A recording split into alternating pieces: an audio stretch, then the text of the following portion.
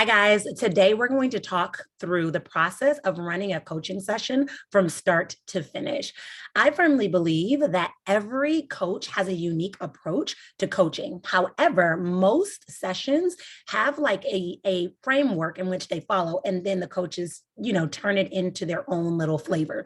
And so today, I'm going to talk through that foundational structure from which you can build on to have an effective coaching session. So obviously, the very, very first thing that you want to do as a coach is you want to build rapport. A presupposition of neurolinguistic programming says that resistance is a lack of rapport. And obviously, as a coach, you don't want resistance. You don't want resistance in them opening up and talking to you. You don't want resistance in them not engaging with you or not responding to suggestions that you have. And so you want to build rapport. Every good coach, every effective coach knows that diving into deep discussions without first having that relationship is a surefire way to derail the therapeutic process. So let's talk about rapport first and then how you can effectively build it. A lot of people think that rapport is liking. And while to some extent it has a liking component to it, rapport is defined as a close and harmonious relationship in which people or groups that are concerned that we're talking about understand each other's feelings or ideas and communicate effectively. When people are like each other, they tend to like each other. So one of the things that I like to do in order to build rapport is I like to do what's called match and mirroring. So essentially, if I have a client that is, kind of going like this, I may also do that same thing to show that we're in rapport. You can also do cross mirroring. So if a client is breathing at a certain pace, you can tap your fingers at that same pace. You can bounce your knee at that same pace. And it just really allows for that rapport to be built. Now, a key thing that you got to know with rapport, while I'm talking about this is the very first step, is you have to know that it's important that if you notice at any point there's resistance, that you want to start bringing and introducing rapport back in throughout the session. So rapport can be used throughout the entirety of the whole session, right? It's not just like a one and done, and it's not just in the beginning because you really want that relationship to be there and you really want to be able to circumvent that resistance. The second step is to listen to your client. So ultimately, you want to be able to create space to open up and listen to your client. So whatever your client is dealing with, whatever's coming up for them, you want to be able to be that safe space where they can open up, they can feel heard, they can feel held, and they can feel supported. And during this time, it's more than just listening. You want to really be able to open up and ask open-ended and guiding questions to lead to more detailed and thoughtful answers. And this actually helps coaching conversations to ultimately be more productive. One of the reasons that I love using like open-ended questions and powerful questions is because this helps to break the client's mold of the way in which they have viewed their problem or their circumstance or what's coming up for them. So for example, if they're seeing something in tunnel vision, when you ask questions, this may allow them to see things in a new and creative way. This may allow them to change their perspective. This may allow them to get new and creative ideas. And this is what I think is so important, because what most people won't tell you, when we think of coaching, we think of someone who just like listens and gives advice, and then that's it. But what most people won't tell you is that powerful and effective coaching is not knowing all the answers and giving all the answers and giving advice. It's about listening, asking those powerful questions, and helping your client to discover the answers that are already within themselves, right? Your client already knows what to do. Your job as a coach is just to be their guide, their cheerleader, and their biggest advocate, and to be able to hold them accountable, to be able to do what they set out to be able to do, okay? A key thing here to note is one of the foundational premises of NLP is to understand and respect each person's model of the world. So your client can have a very unique perspective in the way in which they're approaching their problem. Everyone has different motivations, preferences, personalities, all of those things. And so your job is you want to understand your client's why and where it came from. And then you want to understand their preferred how and what that looks like, right? But understanding their model of the world and understanding those components is going to help you support your client as is. So recently I had a call with a client who is not a believer, and I am a believer.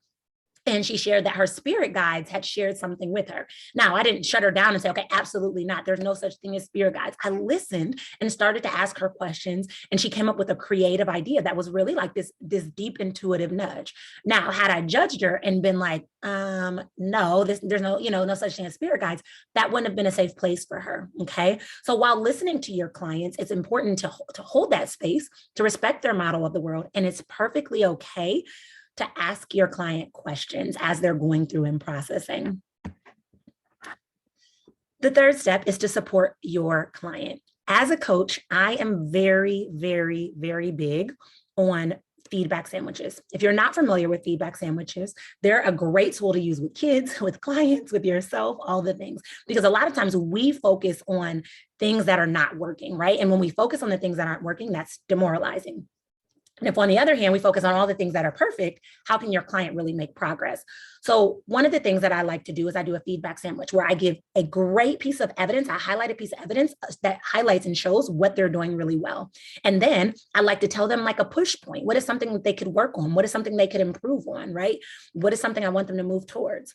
And then, or I want them to also agree to want to move towards. And then I give them another piece of good news, another, piece of encouragement. And the reason the feedback sandwich works so well is because it's sandwiched between two really kind and nice statements. Okay. Coaching requires both encouragement and empowerment. So you get to empower your client to trust themselves, but it's imperative that you as a coach allow the client to trust themselves and to help them know that they already have the answers within them. You just get to support them at pulling it through. And this is actually where, during the support your client part of the session, this is where you can weave in your unique standout coaching strategy. So if you're not familiar with your standout coaching strategy, let me share a little bit about it. So the truth is we all have gifts, right? Gifts that make us become an amazing coach, gifts that make us stand out as a coach. We all have things that we're really passionate about. It may be mindset, it may be taking action, it may be a combination of both. The thing is, if you don't know your standout coaching strategy, you're never going to be able to effectively leverage it. So if you head to the notes, you will be able to see where you can take this free quiz that I have. You'll answer a few questions and it'll help you see what is your superpower as a coach and what is that thing that helps you to stand out when you're working with people? What is that thing that helps you and supports you to be able to facilitate transformation that lasts longer, goes deeper, and happens quicker, and helps you to become the talk of the town, the coach that your clients cannot help but rave about, okay? Understanding your unique standout coaching strategy will change the game for you. So definitely check out that quiz using the link below. And then that's where you get to kind of weave this into this part of the session and make it your own. All right, then we have tasking your client. So tasking is essentially a way to give your client a takeaway assignment, right? You might invite homework, journaling, meditation, or essentially another in-between session activity. Ultimately, coaching conversations are meant to yield changes and results. So you have to be clear to define what needs to happen next after the session is over. Tasking is a way to give your client that takeaway assignment when you're closing out that session so that it keeps the momentum going essentially throughout the time. Because what people don't understand is like transformation doesn't only take place when you talk to your client once a week or once every other week or once a month. Transformation gets to take place when you do the work in between sessions as well. It's important to know when you identify what that tasking is going to be, you want to make sure that it's mutually agreed upon, because you can take a horse to water, right? But you can't make it drink. So if I tell my client I want them to, follow up with one of their potential clients, but they don't feel comfortable with that, then they're not really going to be accountable to it. So thinking about what you're going to give them as a tasking assignment, you want to think about what's reasonable, given their schedule, given their responsibilities, given the complexity of the things that they're working on, because the truth is we all wear multiple hats. And so we want to make sure that we're effectively doing the things that align with what it is that we want to accomplish, okay? and it meets us where we're at. I'm all about sustainability in business. And so I don't like to give my clients something that's going to burn them out. So examples of things that I give my clients is sometimes I'll make tapping videos and I'll give them, they're personalized to them, and I'll give them to them in between sessions. Sometimes it might be a hypnosis session. Sometimes it might be a homework assignment. Sometimes it may be a meditation. It may be a workout. It may be that I want them to rest. It may be that I ask them to follow up with a client or to go live or to make a post. It can vary, but again, it's that assignment that happens in between time to keep that momentum going, all right?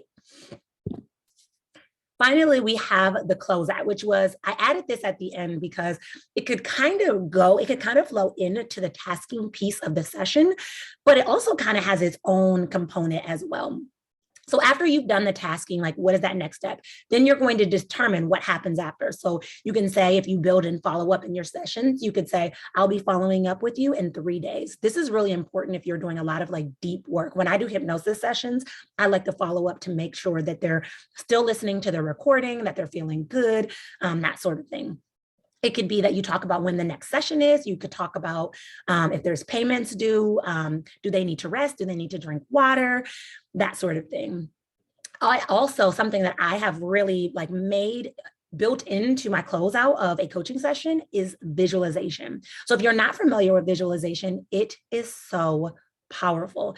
Visualization is a tool used by some of the most world-renowned people, by Olympic athletes. It's amazing, but essentially what your subconscious mind holds is what it's drawn towards. So what we want to do is we want to give our subconscious mind something to hold that we actually want to move towards. This is so important, okay? And so when I do visualization, I want to give my clients, I want to embed in their subconscious mind the things that they want to create into their life. So I invite my client to envision the desired outcome. And then I bring in all of the senses. What do you see, hear, feel, taste, touch, or whatever? Like, I think I forgot a sense, smell. What is coming up for you? Because the more we bring in these senses, the more it feels real. And cool fact, your subconscious mind doesn't know the difference between made up and imagination and real. And so when you give your subconscious mind something to hold, it doesn't want to make you out to be a liar. So it's seeking to make this very real. Then I'll ask, where are you at now regarding what it is that you want to achieve? And what's the next best step you can take that your future self will thank you for in relation to this? And then how can you hold yourself accountable? So let's say, for example, I'm working with a client on money, right? A money goal, and they want to have a 10K month. I invite them to envision their desired outcome of this 10K month. And then I ask them, what does that sound, feel, hear? What do you hear, smell, taste, feel as you're thinking about this 10K month? And I ask them to bring in all of their senses because I want to make it real. And I'm watching them as they're getting into it. I'm watching that sensory acuity as they're feeling into this. And you'll notice changes when people really feel it because, again, it feels very real. And then I'll ask them, where are you at now in regard to that outcome?